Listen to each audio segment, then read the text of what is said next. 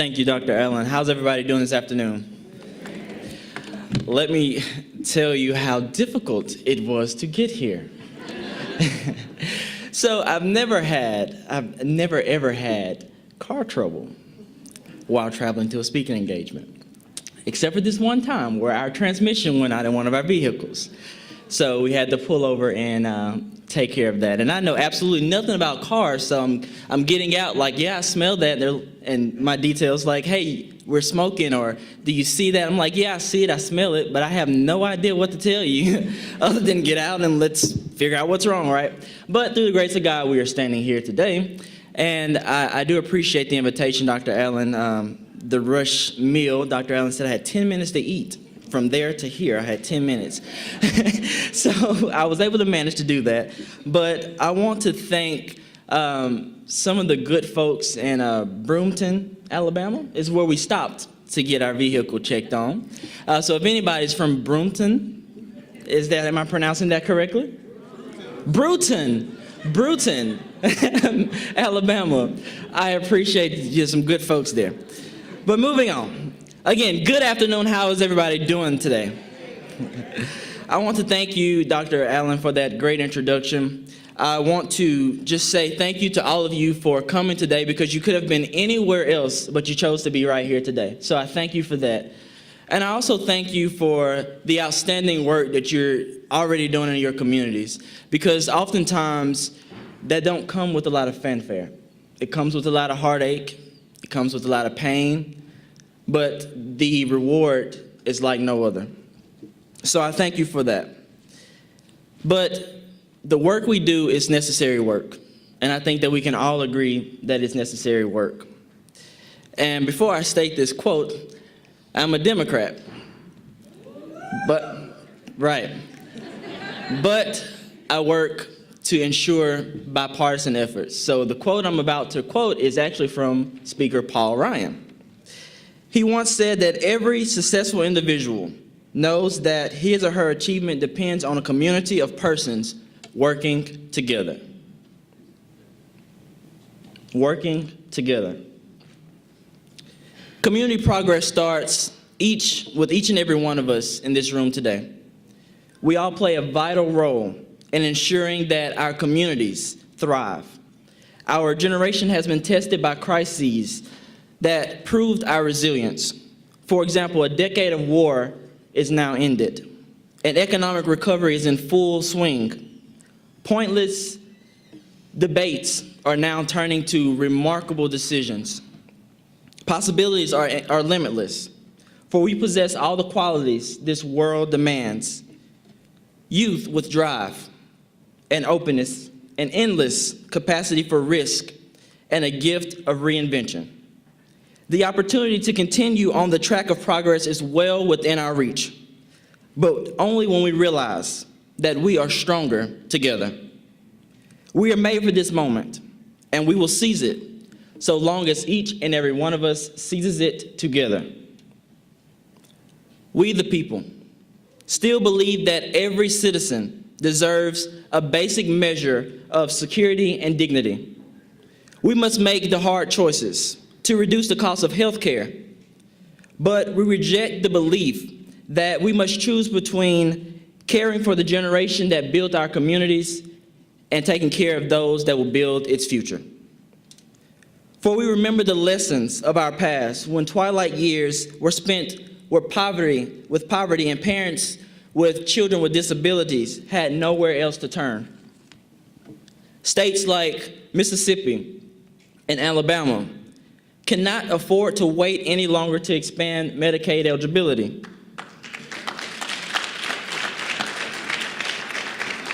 Access to health care is a basic human right, and it's being denied to roughly 200,000 Mississippians. The majority of these persons, 58% of them, working, are part of the working workforce. Many are disabled, students, or people that have just simply left the workforce. In addition to moral reasoning for doing so, expanding Medicaid eligibility will improve economic security of families, create new jobs, increase worker health, productivity rates, and bring significant new infusions of federal funds to our state. While unfortunately Mississippi and Alabama competes along with the District of Columbia with being named with one of the worst public education systems in the nation. I think it's important to look at how the two of our states view public education in general. For example, if the state provides full funding for the state's public education system, as in Mississippi it's actually required by law, it would particularly benefit students in low-income areas where poverty values depress local-level school funding. Full funding would allow for better and more educated workforces, which both of our states lack. Additionally, a recent study done by the Jesuit Social Research Institute at Loyola University in New Orleans showed that the effects of expanding pre-K programs would particularly benefit African American children who are disproportionately likely to live in poverty. And that is true in Mississippi, where the poverty rate among African Americans is 7.3% higher than that of the national average. We recall what binds this nation together. It's not color. It's not the tenets of our faith or the origins of our name. What makes us exceptional, what makes us unique, and what makes us great is our allegiance to an idea articulated in the Declaration made more than 2 centuries ago. We hold these truths to be self-evident, that all men are created equal, that they are endowed by their Creator, and with certain unalienable rights, that among these are life, liberty, and the pursuit of happiness. Today, we continue a never-ending journey to bridge the true meaning of those words with our reality of today. For history tells us that while these truths may be self-evident, they have never, ever been self-executing. We see evidence of this when we recall the courage shown by brave Alabama women like Rosa Parks, Coretta Scott King, and Juliet Hampton Morgan, just to name a few, all who helped shape this state in countless ways, and perhaps most memorable during the civil rights movement. Rosa Parks once said, "I have learned over the years that when one's mind is made up, that diminishes fear. Knowing what we must do does away with fear." So in our communities, we continue to join efforts of equality. We continue to join the efforts to create equality within our communities. We, the people, understand that our communities cannot succeed when a shrinking few do well while the vast majority struggle each and every day. We believe that prosperity must rest upon the broad shoulders of a rising middle class. We know that America thrives when every single person can find independence and take pride in their work. When the wages of hard labor liberates families from the bleak of hardship. We are true to our creed when a little girl born into the bleakest of poverty knows that she can have the same opportunity as anyone else in this country because she is a citizen, because she is free, and because this nation is fair. Because our interests and our conscience compels us to act on behalf of those who long for freedom. As we must be a source of hope to help the poor, to help the sick, to help the marginalized, to help the victims of prejudice, not only out of mere charity, but because peace in our time requires the constant advance of those principles to our common creed describes: tolerance, opportunity, human dignity, and justice. That's our generation's task. To make the words, these rights, these values of life, liberty, and pursuit of happiness real for every single person. Now, I believe crime is like any other epidemic. The best time to stop it is before it happens, right? And I'm going to go ahead and say what I've said 100 times before.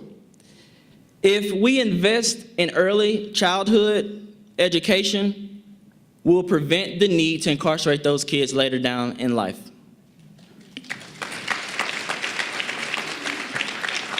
For every year, this country spends $80 billion to keep folks incarcerated. $80 billion. Here in Alabama, you spend approximately $462.5 million. Now let's jump back to the $80 billion. Let's put that into perspective. For $80 billion, we could have universal preschools for every 3-year-old and 4-year-old in this country. For $80 billion, we could double the salary of every single high school teacher in this country.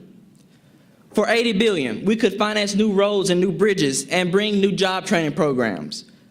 $80 billion, that's a lot of money. For what we spend to keep everyone locked up for 1 year, we could eliminate tuition at just about every single one of our public colleges and universities.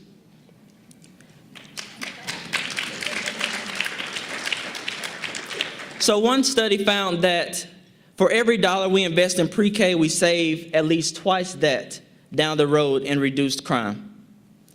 Getting a teenager a job for the summer, for example, costs a fraction of what it would cost to lock him up for 15 years. Investing in our communities makes sense. It saves taxpayers money if we are consistent about it. And if we recognize that every child deserves an opportunity, not just some, not just our own, but every single child deserves an opportunity. What doesn't make sense is treating entire neighborhoods as little more than danger zones, and we tell police to go in those communities and do the tough job. But we don't give them hope. We don't give these communities hope to raise them out of hopelessness. And even as we recognize that police officers do one of the toughest, bravest jobs around, and as we do everything to make sure that we keep our police officers safe, I've said this 1,000 times, we have to restore the trust between the police and the communities in which they serve. And a good place to start is making sure that communities around the country adopt recommendations that include things like better training, better data collection, to make sure that policing is more effective and more accountable, but it's also more unbiased, and it's more fair, and it's more community-oriented. But that's just the start. So what does progress make in our community? It makes sure that every single person has a thriving opportunity to be great. So how do we make progress in ensuring we have prosperous communities? Let's look at our criminal justice system. For nonviolent crimes, we need to lower the long mandatory minimum sentence or get rid of it completely. Give judges the discretion to avoid long sentences. Give them discretion to come up with some alternatives to prison so that we can steer a young person who may have made a mistake in life into a better direction. We should invest in alternatives to prison, like drug courts, treatments, and probation programs, which ultimately save taxpayers thousands of dollars per defendant each year. Here's another good idea, and one with bipartisan support in the Mississippi legislature. Let's reward nonviolent prisoners with reduced sentences if they complete programs that make them less likely to repeat a crime. Let's invest in more innovative and new approaches like that link former prisoners to employers to help them stay on track. We improve our communities by following the growing number of cities, states, and private companies who have decided to ban the box on job applications, so that former prisoners who have done their time and paid their debt to society have a fair shot at getting their life back on track. And if folks serve their time, they should be able to vote as well.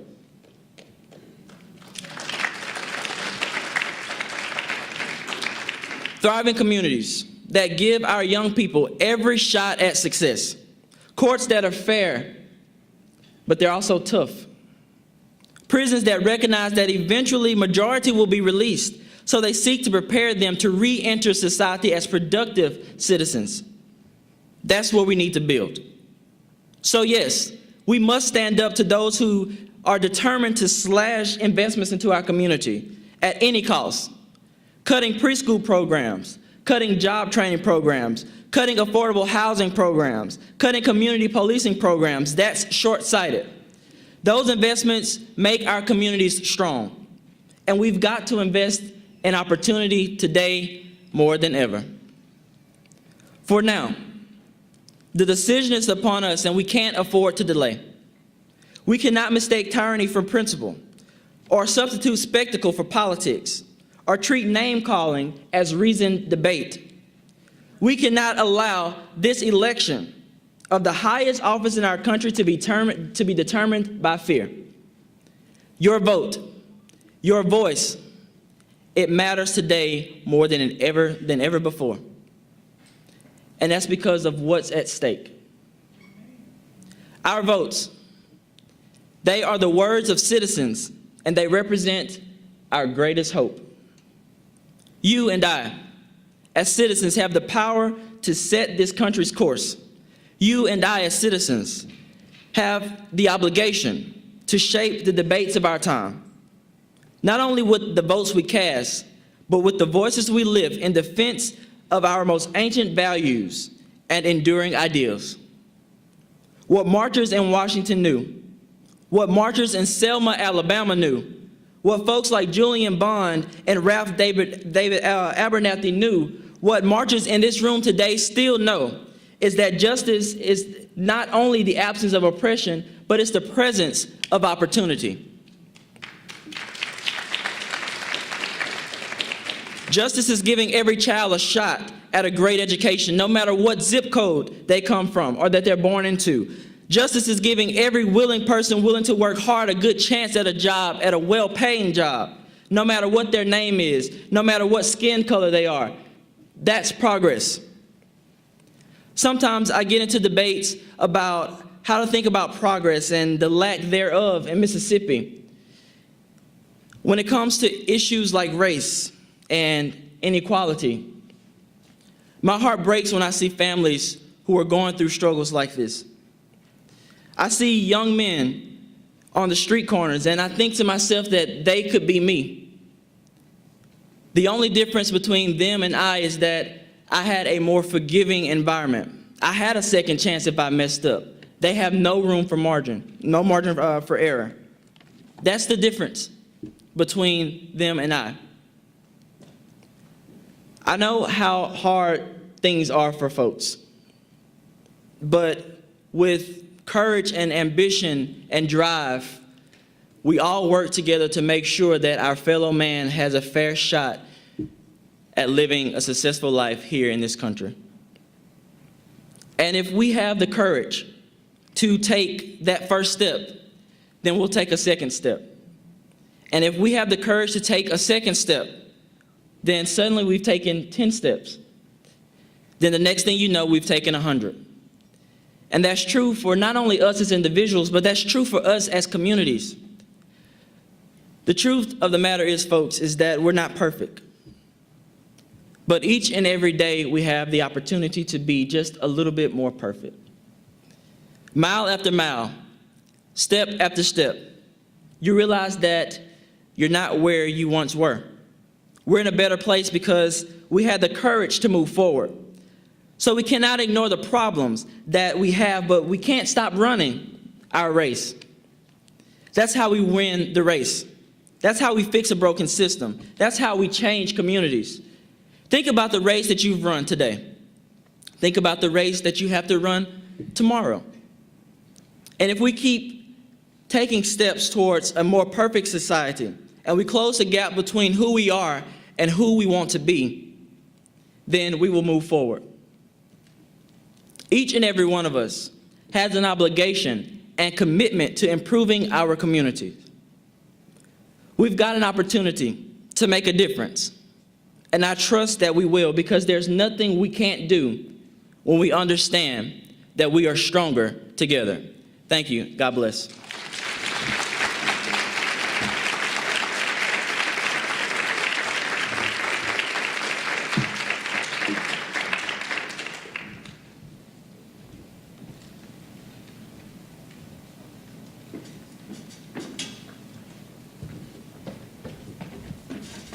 Thank you so much, Representative Anderson, for those incredible, very thought-provoking words. I wrote down 80 billion on my notes and was like, what could we all do collectively with $80 billion? And to hear things like we could really eliminate college education in public schools for a number of people, that is so interesting to me. And then, but what are we spending that money on, really?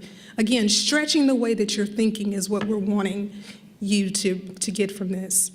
That nugget that you just dropped on us, that justice is not only the absence of oppression, but the presence of opportunity.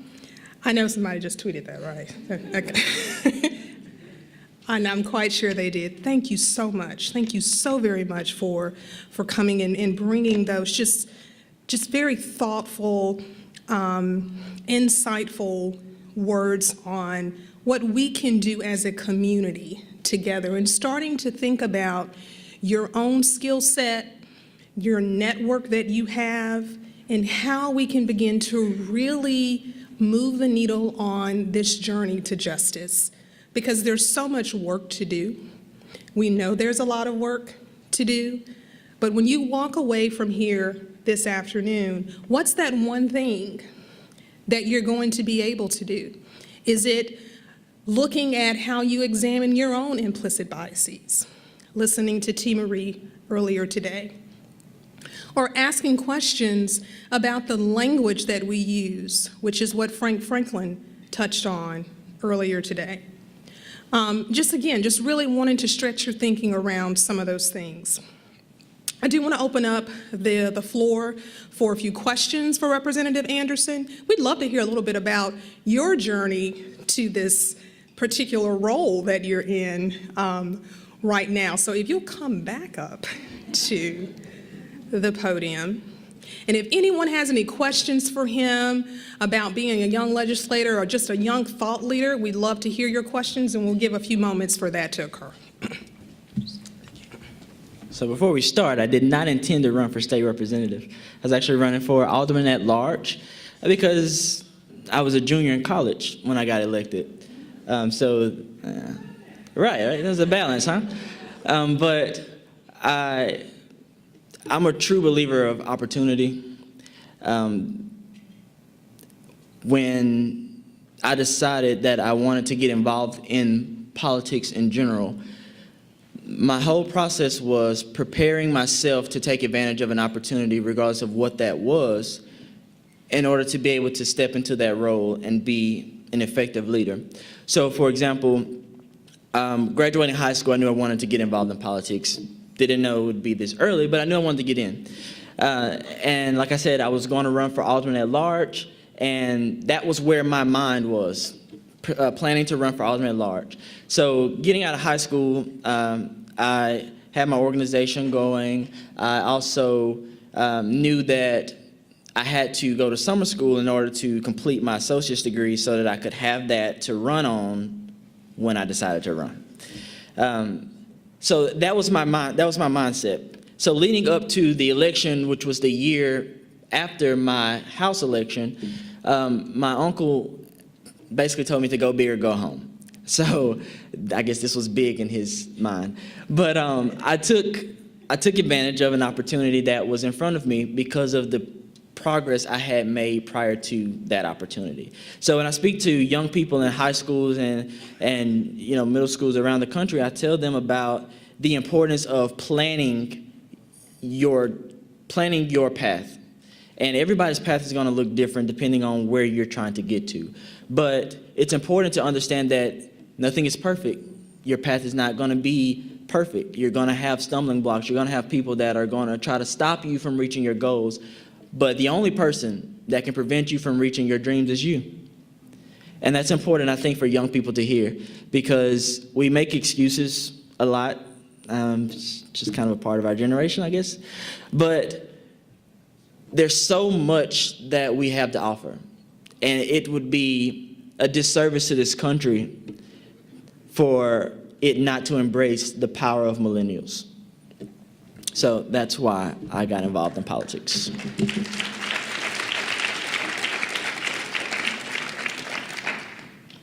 Anderson, Max Michael, School of Public Health. Thanks so much for being here, and thanks for your words. You alluded to the elections, Sure. which are, by anybody's stretch, is a mess. You This should alluded be to that. interesting. It'll be interesting, but I think it's fair to say that regardless of how the election turns out, there are forces that have been unleashed in this country that we're going to have to grapple with. Whoever's in the White House, you're an elected official, you're going to have to grapple with some of those changes. How do you think about sort of a post-election community, if you will? Sure. And there's two parts to my answer to that question. I definitely think the presidential election is very important. Unfortunately, it's come down to the things that we're dealing with right now. But as I say all the time, no one candidate is going to be perfect. You have to choose the person that aligns closer with your ideals and with your beliefs. And you're going to disagree often with that person, but there's a lot that you have in common. Secondly, I think that there is way too much emphasis put on the top elections, whether that be presidential elections, governor elections, mayor elections. But when you think about real change, when you think about where change starts, it starts at your alderman, it starts in your legislature, and it starts in Congress. So regardless of who wins, if you're not paying attention to those races that actually legislate, then you're really not making much progress.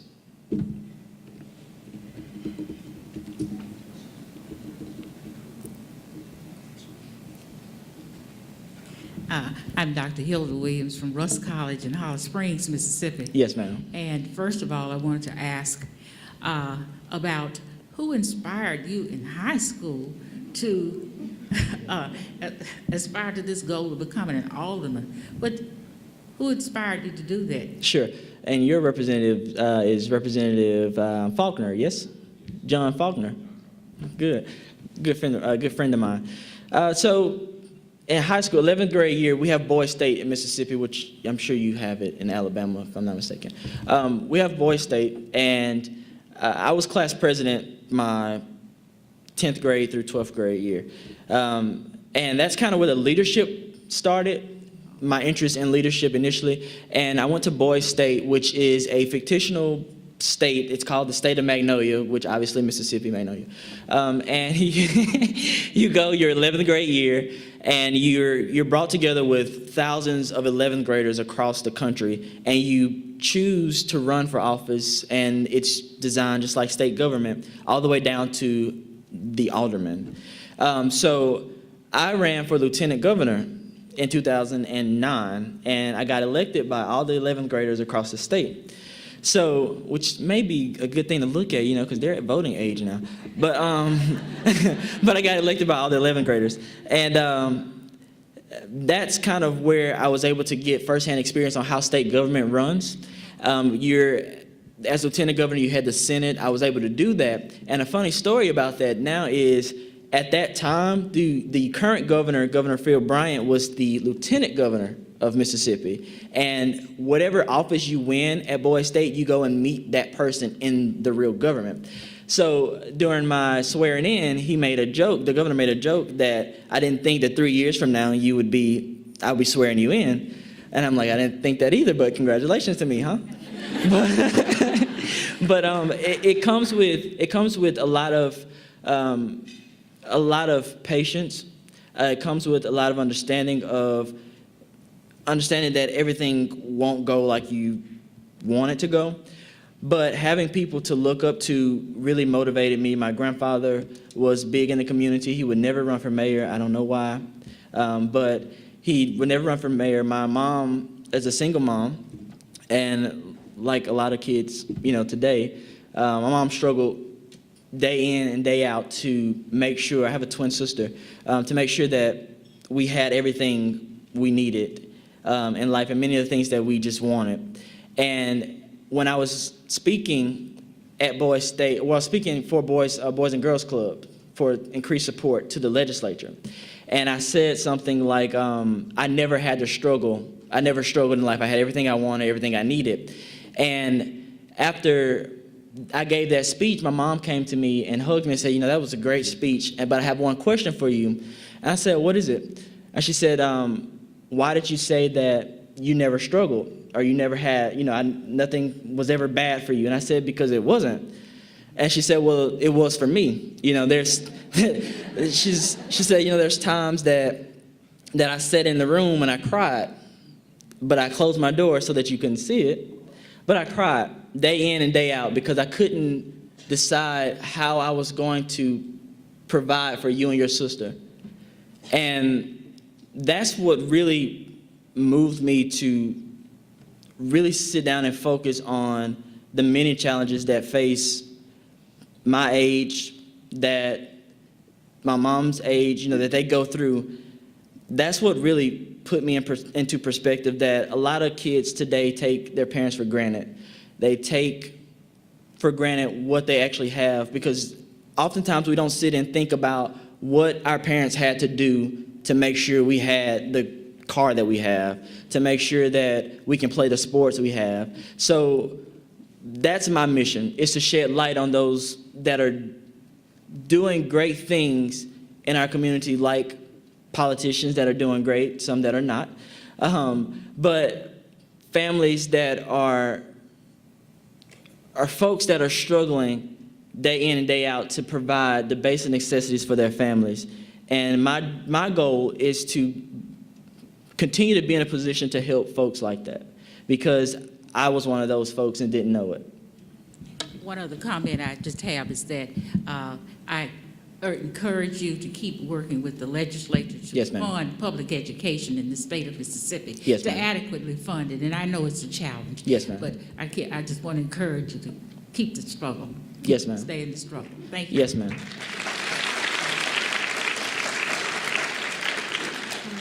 My name is Sheila Tyson, and I wanted to ask you a question about the legislation that they are trying to pass in Birmingham with the lottery. Okay. Now, they are trying to pass a legislation in order to get the lottery, but you can't get the citizens to understand, okay, the legislation passed. You're not looking at what they're trying to do with the money. They're going to give a small portion to education. And they always bring up education when they want to bring, to try to get a bill passed. It's like they made a fool out of the citizens with that sunshine money. We're going to give it for education, and we're going to get it to keep Cooper Green open. Cooper Green closed and gave a dime to education. They don't know where the money went to, and, we're just in a mess. Sure. And he's using this, but they're going to take the money, the majority of the money, 65% of the dollars will go in the general fund, which will build new prisons here in the state of Alabama. And I'm saying this because this university, this hospital, the doctors up here that do the researches and things like that, they are in a position to where they can educate the community and have fundraisers to get people in seats that will keep legislation like this out. I'm not against the lottery. I'm against what you're trying to do with the money. Every time you want to hoodwink us, the first thing you throw in, Cooper Green Hospital, the county hospital, which is a state of mess, it's just nothing but a shell that'll give you an aspirin and bandage and a Band-Aid. And they try to say education, but all they trying to do is bring charter schools. I ain't got no problem with charter schools, if it will work.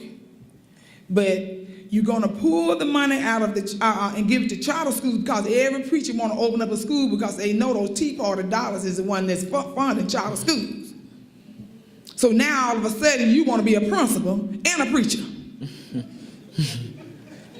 Then they're not telling you once your child go to charter school, and if they have problems with it, they're gonna kick them back out and put them in public school, but the dollars gonna stay in charter schools. Say, I have no problem with charter schools, if it'll work. So if you're gonna kick my child out, send the dollars along with them. Sure. But we're in position now at this university, which has swallowed up Birmingham almost. Along with the people who do the research, they are making plenty of money.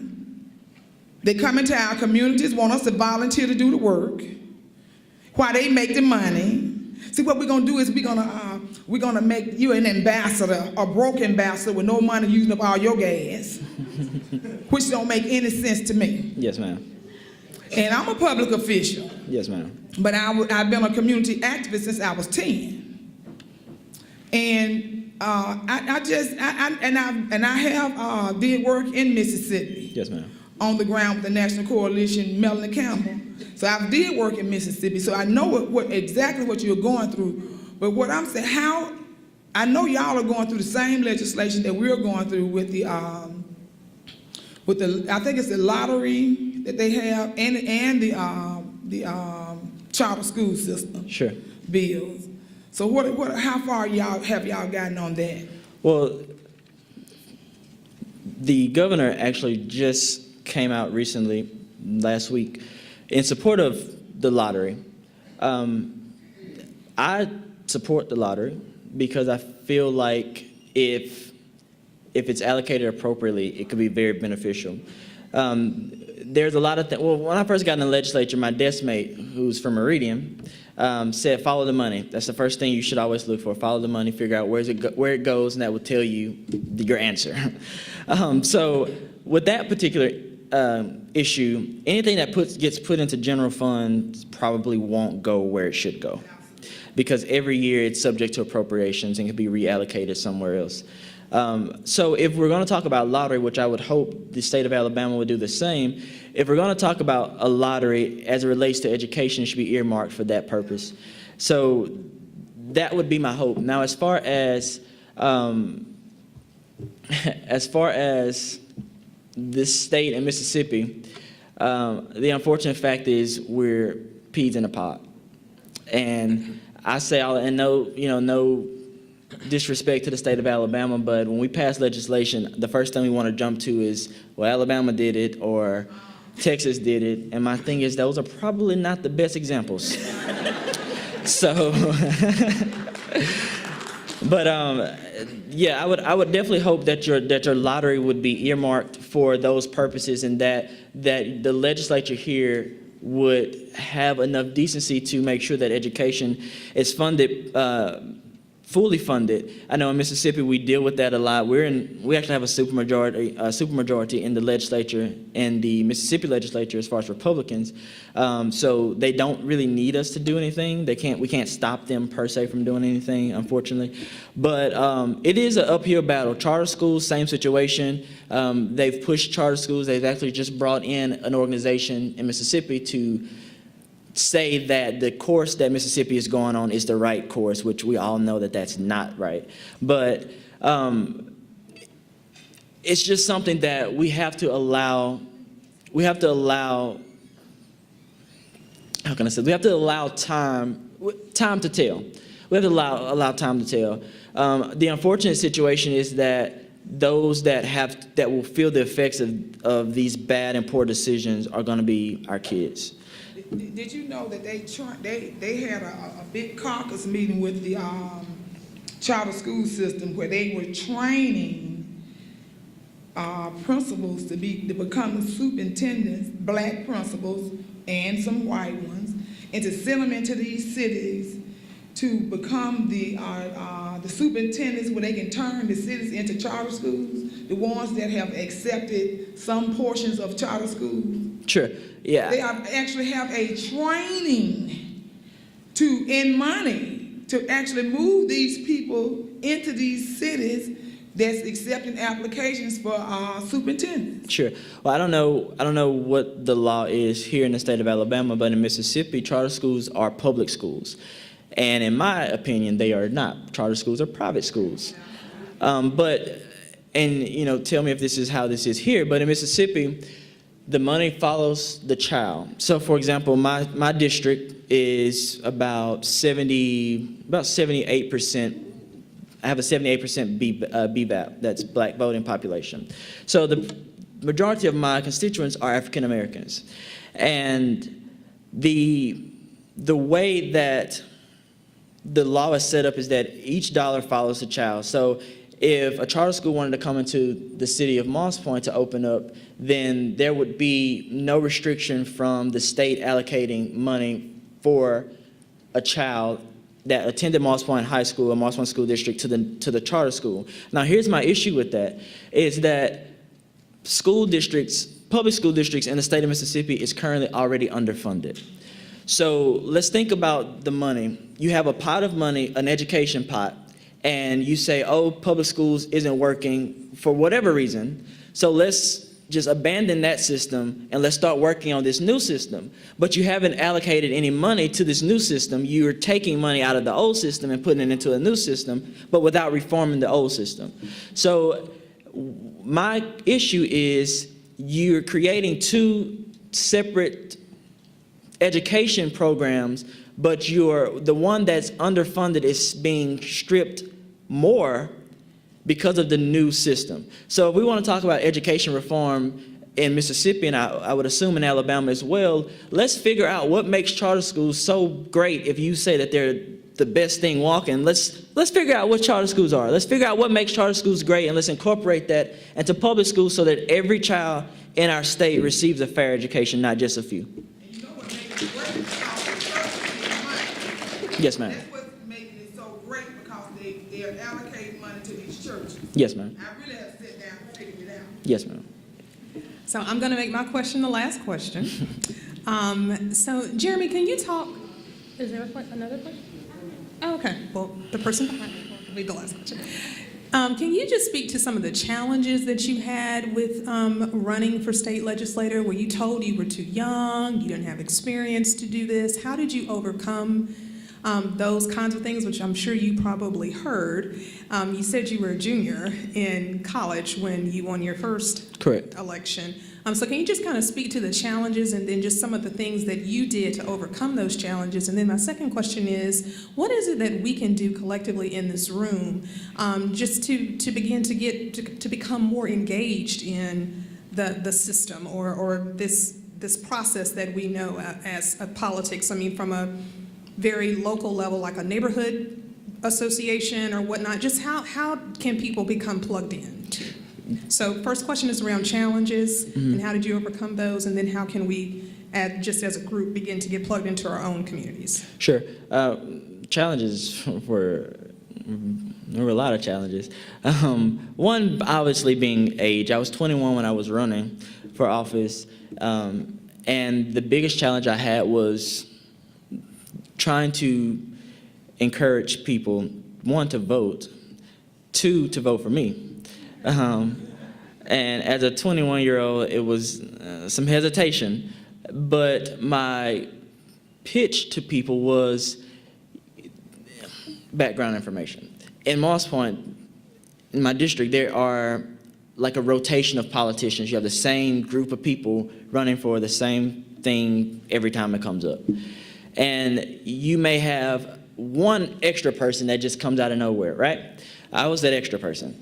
So when I was running, my whole pitch was, let's try something different. If you talk about how bad things are here, but you keep electing the same people, whether they set out an election and came back, or whether they was mayor and now they're running for state representative, it's the same policies, it's the same thought process. So why not try something new?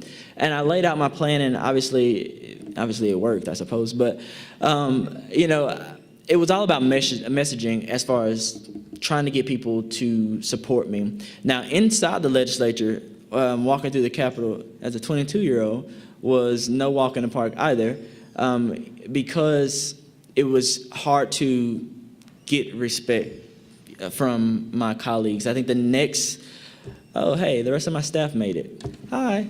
It's almost over, guys. But they were caught up. They were actually 30, 45 minutes behind us. We had a lot of traffic and a lot of car trouble. But anyhow, in the legislature, a lot of people saw me as their grandkid or their son, which benefited us to a point, but not so much. So getting respect was difficult, but it's not something that you should back down from. It's just a challenge, and obviously I was able to overcome that. I got elected this year. I just had an election. Last year I had an election in 2015, won with 80%. And I actually was elected as the House Caucus Secretary, so I'm the third highest elected officer in leadership. So hey, I guess I'm doing something right? But it's just all about progression. It's about proving that you belong to be in the room. And that's my whole mentality is, yes, you're older, you're wiser, but I'm more energetic. So let's make those merge and let's make progress that way. But that's just kind of my philosophy. But as far as what you can do as a community, I think the biggest thing is voting as far as the process. And I know it's as cliche as that may sound, a lot of people don't vote. And that's true for not only millennials, but for other generations as well. But not only voting, understanding who you're voting for. As I said before, not every candidate, well, no candidate you're going to agree with 110%, but there's one that aligns very closely with your beliefs. And it's your job to make sure that people in your community understand what's at stake, understand the values that the candidate you're supporting will bring to your community. Because you can't say something isn't working when you don't know how it's supposed to work in the first place. So that's something to think about. When you talk about what you can do as an individual in your community, is making sure you understand what your role is as an individual and how impactful your one voice and your one vote can be, because we take that for granted so often, and it's one of the most powerful things in our country is our right to vote. And don't let anyone take that from you. Hi, I'm Yashna. I am in the Masters in Public Health at UAB. I'm also in the American Heart Association. I have a part-time job with them. And I go out into schools and I talk about Jump It for Heart and getting them involved with educating kids on health. So my question for you is, do you truly feel that in Mississippi that the youth, like under college, I guess we could say, has an opportunity to grow with the initiatives that y'all have in place for them? Or is there just lack of funding and lack of involvement with school boards? How does that work in terms of health and leadership for them and basically keeping them out of trouble? Because there needs to be some sort of program to ensure that, right? Sure. So. Well, thank you for the work you do, for sure. Secondly, it's a challenge. It really is a challenge. Growing up through high school, the first thing my classmates wanted to do was to get out of Mississippi. They wanted to go out of state to college. They never wanted to come back, or they would say, I can't wait to get away from here. And my response to them is, everybody can't leave because we're not going to progress, you know? Somebody has to stay and bite the bullet and make progress so that my kids won't have that mentality. They'll say, I want to stay here because this is home and there's opportunities for me. So to your question, is Mississippi doing all it can do to make sure current and future generations remain in the state and become productive citizens so that the state progress? The answer is no. And that's the hardest sell to millennials is, we're telling you to stay here, we're telling you to go to school in Mississippi, but what are we doing to promote and foster an environment in which you can not only live in, but you can progress in, where you can get a decent job that pays well, that provides you with health care? Where can you find that? That's not in Mississippi. And until the state of Mississippi realizes that its first and most important obligation should be to educate its population, it will never change. Thank you. Thank you. Thank you. I just wanted to just say thank you. Yes, ma'am. For your moral courage to stand up and to be willing to share. That's really important. Pardon? Oh, I'm Virginia Volker, and I'm a community activist as well as been a part of the university faculty. But I just and I think your question about what can we do now to start getting involved at the local level. All politics is local, just like it's also what's at the top does come down, not always the money. But I just want to say that there is actually an opportunity for you to participate in democracy if you live in the city of Birmingham next Tuesday in your neighborhoods. In 1974, Birmingham, in a way to try to build community, actually divided the neighborhoods into 99 neighborhoods, and we do elect our representatives to work in community engagement at the city level from the neighborhood. And and I would just like to urge everyone here to, between now and next Tuesday, go online, whichever neighborhood you live in, be it Titusville or Avondale or Crestwood or Forest Park. Find out where the election is in your neighborhood and find out who's running for office and go. Because those are the people who get the ear of your elected representatives at the city council level and at the mayor's level. So it would really, it's a good way to get started and to build a bigger community. Thank you. Thank you.